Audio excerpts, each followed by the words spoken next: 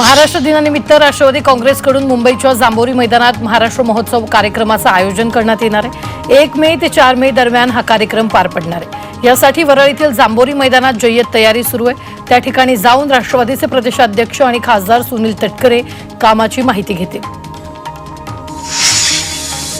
मुंबई भाजप 1 मे महाराष्ट्र दिन आणि कामगार दिन मोठ्या उत्साहात साजरा करणार आहे। त्यासाठी विविध 106 ठिकाणी भाजप कार्यक्रमाचं आयोजन करणार आहे। मुंबईत 106 ठिकाणी छत्रपती शिवाजी महाराज यांना अभिवादन करून ढोल ताशाच्या गजरात चौकाचौकात महाराष्ट्र दिन साजरा करण्यात येणार आहे। अक्षय तृतीयेनिमित्त अष्टविनायक महागणपती रांजणगावात भाविकांची गर्दी झाली आहे। अक्षय तृतीयेनिमित्त लाडक्या बाप्पाला आकर्षक अशी सजावट करण्यात आली। तसंच महागणपतीला आंब्याचा नैवेद्यही दाखवण्यात आला। सकाळपासून भाविकांनी बाप्पाच्या दर्शनासाठी रांजणगावात गर्दी केली। महाबोधी बौद्ध विहार मुक्तीसाठी अमरावतीत भिक्खू संघ आणि बौद्ध बांधवांनी मोर्चा काढला। बिहार सरकारने 1949चा बीटी ऍक्ट रद्द करावा आणि महाबोधी बौद्ध विहार बौद्ध धर्मीयांच्या ताब्यात द्यावा अशी मागणी करण्यात आली आहे। काँग्रेसचे खासदार बळवंत वानखेडेसह 700 फुटांचा पंचशील ध्वज हजारो अनुयायी मोर्चात सहभागी झाले।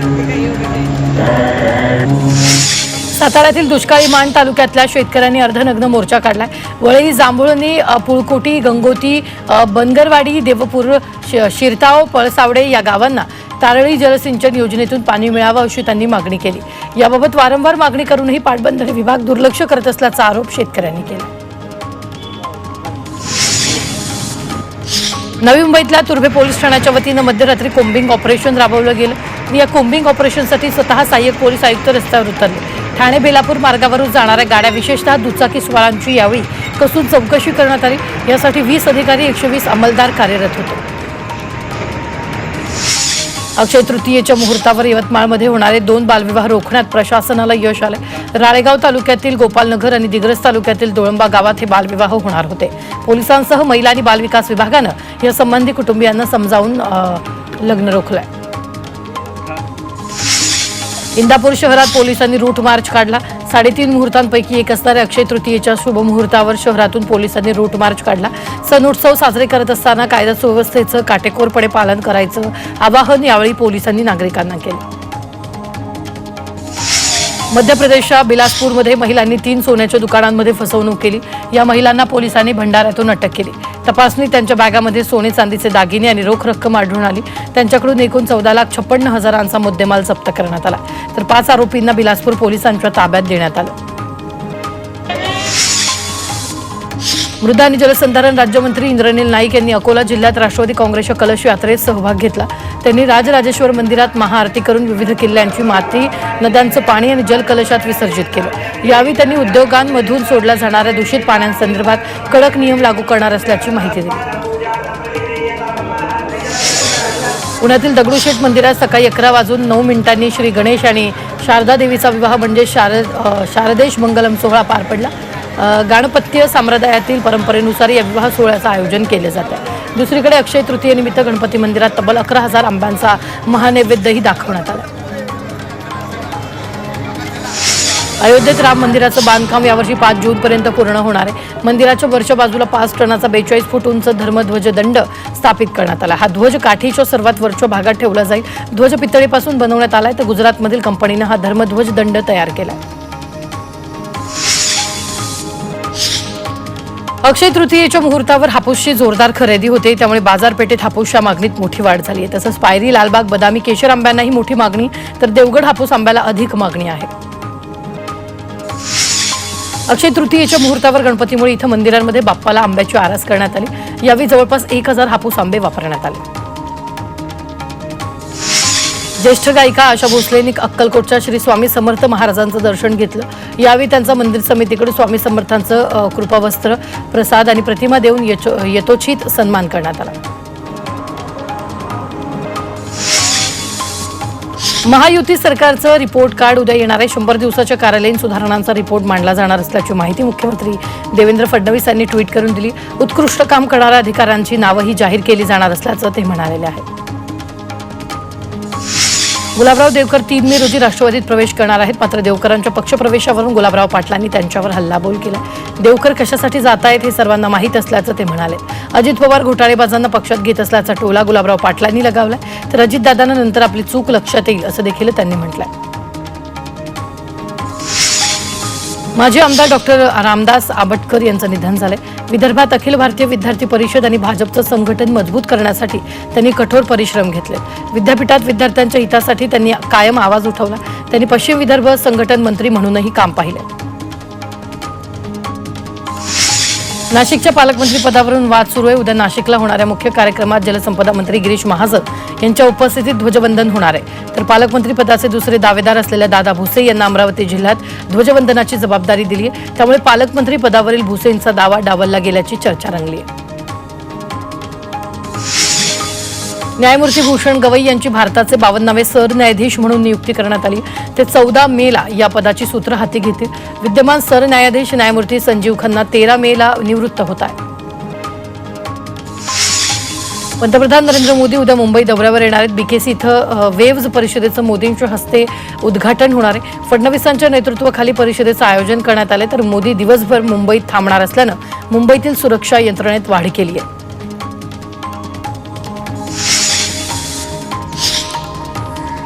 महाराष्ट्र दिनानिमित्त मुंबईत भाजपनं बॅनरबाजी केली आहे. उजळते भविष्य नवे भगवे अशा असे बॅनर मुंबईत लावण्यात आलेत. मुख्यमंत्री देवेंद्र फडणवीस आणि मंत्री आशिष शेलार यांच्या फोटोंसह बॅनर झळकलेत आणि या बॅनरमधून भाजपनं हिंदुत्वाचा मुद्दा अधोरेखित करण्याचा प्रयत्न केला.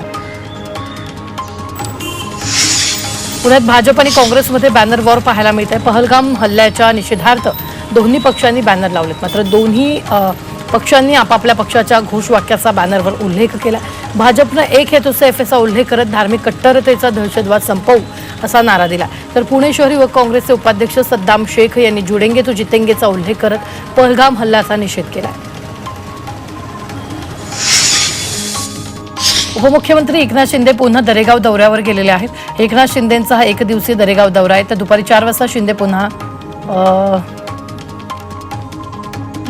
संध्याकाळपर्यंत शिंदे पुन्हा मुंबईत येणार असल्याची माहिती आहे.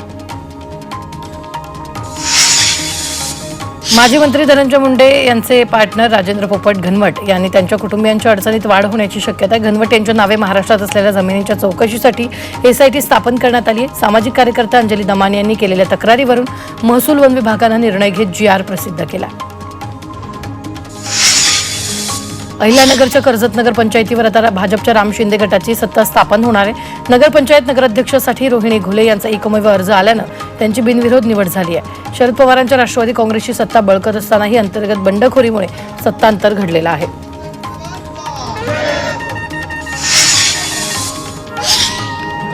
अक्षय तृतीयेच्या मुहूर्तावर कोल्हापूरकरांनी 4 चाकी आणि दुचाकी वाहन खरेदीला पसंती दिली. कोल्हापूरकरांनी वाहन खरेदीसाठी मोठी गर्दी केल्याचं पाहायला मिळालं.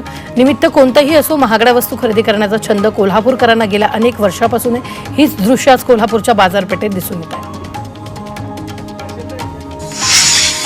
नाशिक जिल्हा पुरवठा विभागानं 21,661 शिधापत्रिकांवर गेल्या 6 महिन्यांपासून एकदाही धान्य उचल केली नसल्याचं समोर आले. त्यामुळे जिल्हा पुरवठा विभागाकडून या शिधापत्रिकांवरील धान्य पुरवठा तात्पुरत्या स्वरूपात बंद केला. मुंबईच्या जेजेमध्ये लवकरच ओबेसिटी क्लिनिक उभारण्यात येणार आहे. त्यामुळे लठ्ठपणावर उपचार होऊ शकणार आहेत. तर रुग्णांवर मोफत शस्त्रक्रिया करण्याचे प्रयत्न सुरू आहेत. आठवड्यातून एकदा या लठ्ठपणाची ओपीडी असणार आहे. त्यात केवळ लठ्ठपणाच्या आजारावर निदान, उपचार आणि मार्गदर्शन केलं जाणार आहे.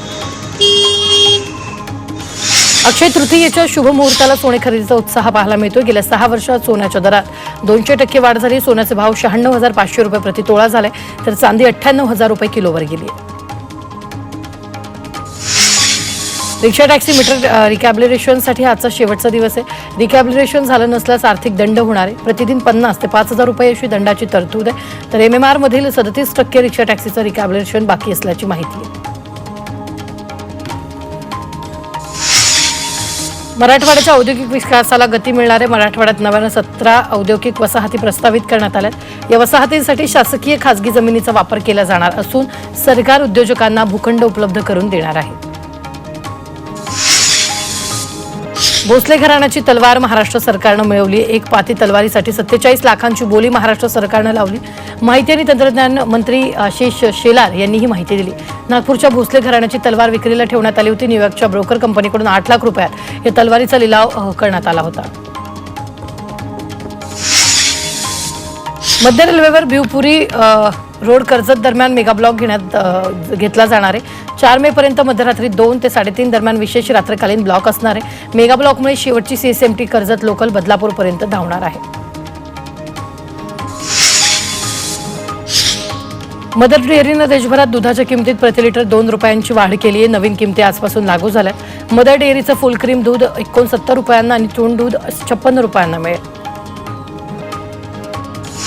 एल्फिस्टन पुलाचा वाद मुंबई हायकोर्टात गेला। अटल सेतूला जोडणाऱ्या प्रस्तावित वरळी शिवडी उन्नत रस्त्यासाठी एल्फिस्टन पूल पाडण्याच्या निर्णयाला एका नागरिकानं हायकोर्टात आव्हान दिले। त्यांनी याचिकेत उपस्थित केलेल्या मुद्द्याची हायकोर्टाने दखल घेतली। याचिकाकर्त्याचा आक्षेप विचारात घेण्याचे निर्देश हायकोर्टानं MMRDAला दिलेत आणि त्यानंतर याचिकाकर्त्याच्या निवेदनावर योग्य तो निर्णय घेण्याचे निर्देश हायकोर्टाने दिले। सांगलीच्या मिरजमध्ये दुय्यम कृषी उत्पन्न बाजार समितीतर्फे आयोजित नंदी महोत्सवाला उत्साहात सुरुवात झाली। खासदार विशाल पाटील यांच्या हस्ते महोत्सवाचं उद्घाटन झालं आणि या निमित्तानं शेतीमाल आणि जनावरे तसंच बी बियाण्याचं प्रदर्शन आयोजित करण्यात आलं। 3 दिवस हा महोत्सव मिरज कृषी उत्पन्न बाजार समितीच्या आवारात चालणार।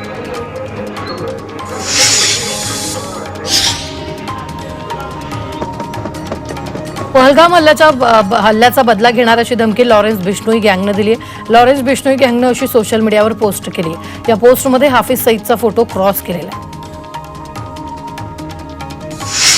पहलगाम दहशतवादी हल्ल्यातील आणखी एक दहशतवाद्याचं नाव समोर आले। लष्कर ए तोयबाचा दहशतवादी फारुकचं नाव समोर आले। फारुक लष्कर ए तोयबाचा टॉप कमांडर आहे। पाकिस्तानच्या कारस्थानांना पंजाब चोख प्रत्युत्तर देणार आहे। पाकिस्तानी ड्रोन पकडण्यासाठी अँटी ड्रोन सिस्टीम तैनात करण्यात आली, तर पाकिस्तान विरोधात पंजाब सरकार ॲक्शन मोडवर आली। ड्रोन विरोधी तंत्रज्ञानाच्या तैनातीमुळे सीमा सुरक्षेत ऐतिहासिक बदल घडणार आहेत। भारत आणि पाकिस्तानच्या लष्करी ऑपरेशनच्या वरिष्ठ अधिकाऱ्यांनी हॉटलाईनवर चर्चा केल्याची सूत्रांनी माहिती दिली। तर नियंत्रण रेषेवर पाकिस्तानी लष्कराकडून होत असलेल्या उल्लंघनाविरोधात भारतानं पाकिस्तानला इशारा दिल्याची सूत्रांनी माहिती दिली। मनोज जरांगेंनी पुन्हा एकदा चलो मुंबईचा नारा दिलाय। 29 ऑगस्टला मराठे मुंबईत धडकणार असून मुंबईत आमरण उपोषण करणार असल्याचा इशारा जरांगेंनी दिलाय। तसंच सरकारनं दिलेला शब्द पाळला नसल्याचा आरोपही जरांगेंनी केलाय।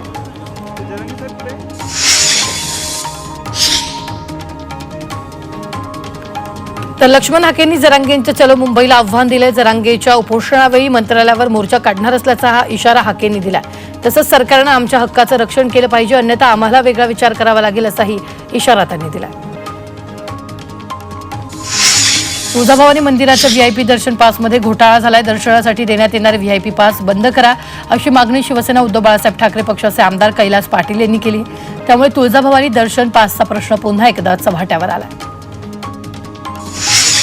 नालासोपाऱ्यात 25 ते 30 संशयित बांगलादेशी नागरिकांना अटक करण्यात आली आहे। बांगलादेशी नागरिकांकडे आधार कार्ड नसल्याचं उघड झालंय, तर हे बांधकाम मंजूर असल्याची माहिती देण्यात आली आहे।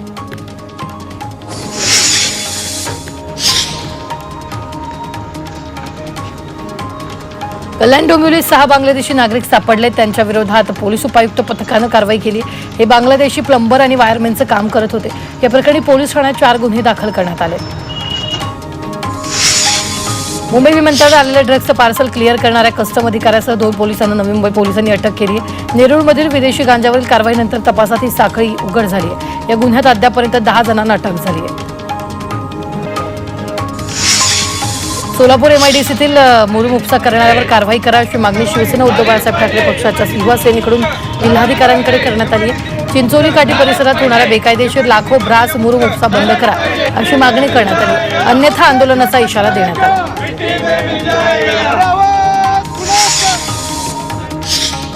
धुळ्यात तब्बल 650 किलो गांजा जप्त करण्यात आलाय। चिलारेतील एका घरातून गांजा जप्त केलाय। गांजा तस्करी प्रकरणी एका व्यक्तीवर गुन्हा दाखल केला असून आरोपी फरार आहे। साताऱ्यात 1,91,00,000ची दारू जप्त करण्यात आली आहे। बोरगावमध्ये एका ट्रकमधून गोवा बनावटीची दारू जप्त केली आहे। सातारा स्थानिक गुन्हे शाखेनं दारू या प्रकरणी दोघांना अटक केली आहे। पुण्यातील BJ मेडिकल कॉलेजमधील रॅगिंग प्रकरणी मंत्रालयातून ससूनला कारवाईसाठी सूचना देण्यात आल्या। त्यानंतर ससूनच्या अधिष्ठातांनी अँटी रॅगिंग समितीची बैठक घेतली। या प्रकरणी 3 ट्रेनी निवासी डॉक्टरांवर निलंबनाची कारवाई केली आहे। नाशिकच्या सोयगावात चोरटे नशेखोरांचा अड्डा बनलाय. या परिसरात दररोज दारूच्या बाटल्या, सिगारेटची पाकिटं आढळून येत आहेत. तर टवाळखोरांकडून नागरिकांना धमकी देणं सुरू आहे. त्याचबरोबर लहान मुलं आणि महिलांना घराबाहेर पडणं कठीण झाल्यानं नागरिकांनी संताप व्यक्त केला. दरम्यान याकडे प्रशासनाने लक्ष देण्याची मागणी करण्यात आली आहे.